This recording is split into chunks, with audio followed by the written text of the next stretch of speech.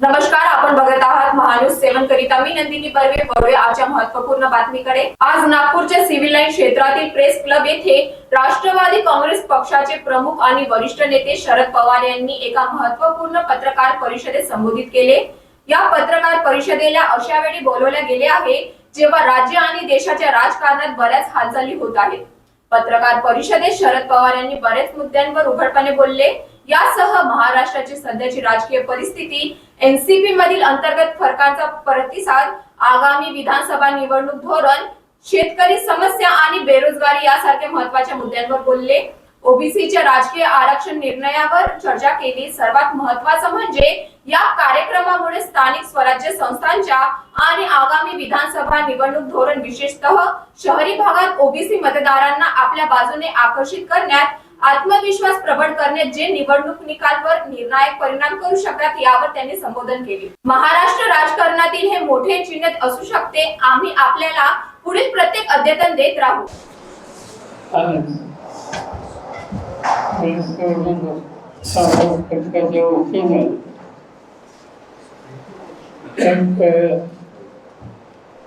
जागृती करण्याचा कार्यक्रम हातामध्ये घेतला. राज्यामध्ये 50% वर्ष अधिक काँग्रेसची सरकार आहे. या घटकांना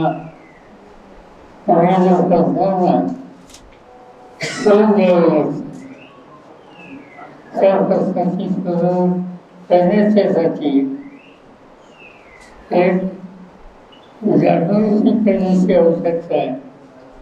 आणि त्यासाठी आमच्या सरकारच्या वतीने हा एक मोठा कार्यक्रम सर्व राज्यामध्ये घेतलेला आहे. या कार्यक्रमाची सुरुवात आजच होईल. अनेक ठिकाणी रस्ता आहे, ज्या ठिकाणी जाईल त्याच्या ठिकाणी जाहीर करण्याचा कार्यक्रम आहे. आणि मुलींचे प्रश्न जे आहेत त्याची मांडणी त्या लोकांच्या समोर केली जाईल आणि त्याचं संघटन हे कसं मंजूर करता येईल याची काळजी ही घेतली जाईल. प्रामुख्याने नागपूरला महिन्याचे निमित्त या कार्यक्रमाचा आहे. मला आनंद आहे की हा कार्यक्रम आम्ही हातात घेतल्यामुळे नागपूरचा प्रेस नेहमी त्याच्या कामाकडे औषध दाखवतो आणि तुम्हा सगळ्यांची उपस्थिती हे स्पष्ट करते. तुला सगळ्यांचं स्वागत करतो आणि मला असं वाटतं की आपल्याला काही विचारायचं असेल तर अनेक चर्चा आपल्याला देतो. आता 2 दिवसाआधी राहुल गांधींनी म्हटलं होतं की महाराष्ट्रामध्ये मतांची चोरी निवडणूक आयोगाने केलेली आहे. या सगळ्या बाबतीत आपलं काय मत? खरं सांगायचं की याच्यामध्ये काही लोकांनी हवं तसं लक्ष दिलेलं आहे.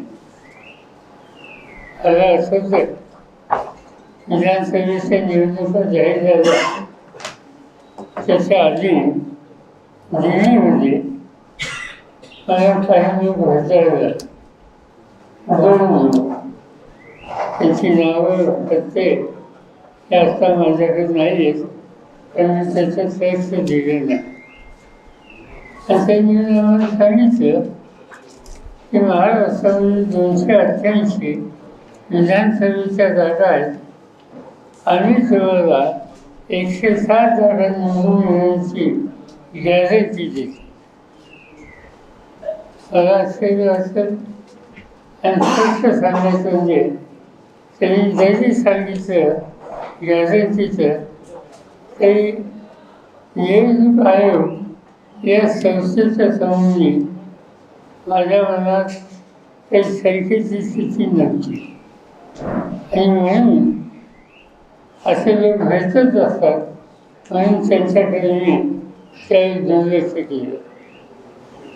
इलेक्शन कमिशन आणि एक मिनिट लेट हिम फिनिश.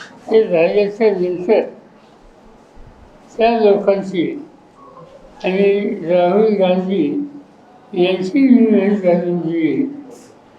त्या लोकांना जे काही म्हणायचं होतं ते राहुल गांधींच्या समोर म्हणलं. पण राहुल गांधींच्या माध्यमात या कामात आपण लक्ष देऊ नये, हा आपला रस्ता नाही. आपण लोकांच्याकडे जाऊ आणि लोकांचा पाठिंबा मिळेल कसा येईल हा निर्णय मी घेतला आणि त्याकडे दुर्लक्ष. काल जी दिल्लीमध्ये राहुल गांधींनी प्रेस कॉन्फरन्स घेतली त्याला मी हजर होतो.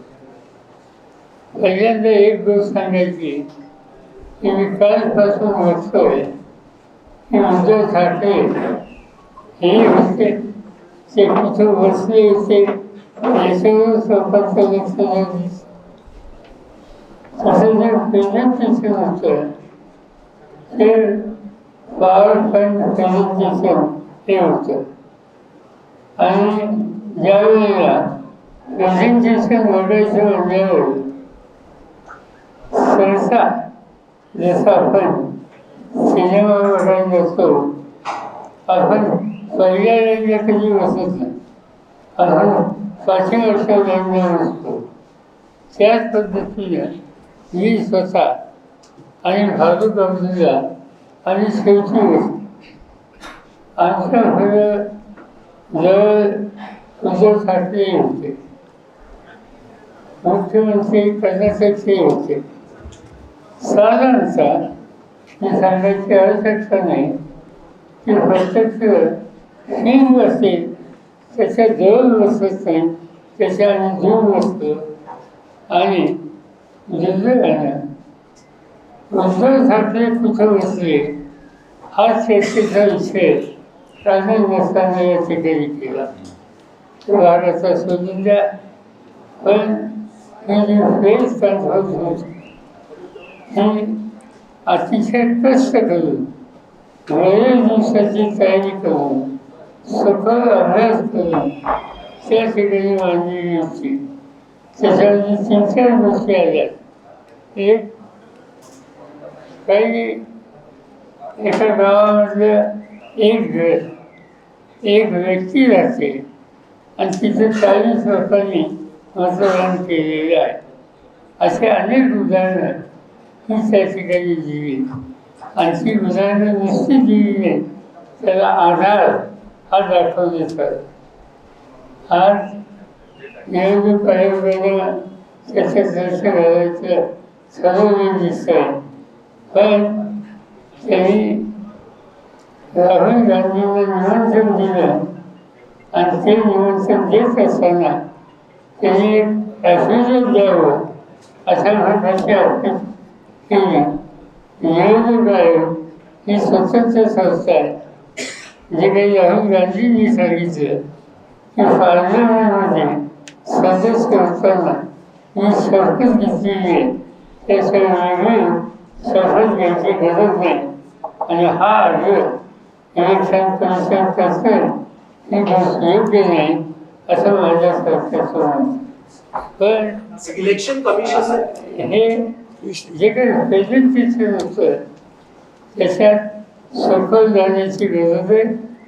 सगळं या संसदीय लोकशाही पद्धतीच्या संबंधित लोकांच्यामध्ये सरकार निर्माण होणं हे योग्य नाही. आणि त्यामुळे याची सखोल चौकशी ही झाली पाहिजे. दूध का दूध, पाणी का पाणी हे झालं पाहिजे हा आमचा आग्रह. कॅमेरा पर्सन विलास पराते सोबत Nandini Barve, Mahanews 7 Nagpur. Integrity super specialist hospital end research institute of Nagpur अब नागपुर में अत्याधुनिक सुविधाओं के साथ ICU, modular operation theatre, maternity surgery end laparoscopy surgery, orthopaedic end joint replacement, dialysis unit, pathology end pharmacy. Our address: Vinoba Nagar, Kharbi Ring Road, Nagpur. Our contact 8668792352 9801980100.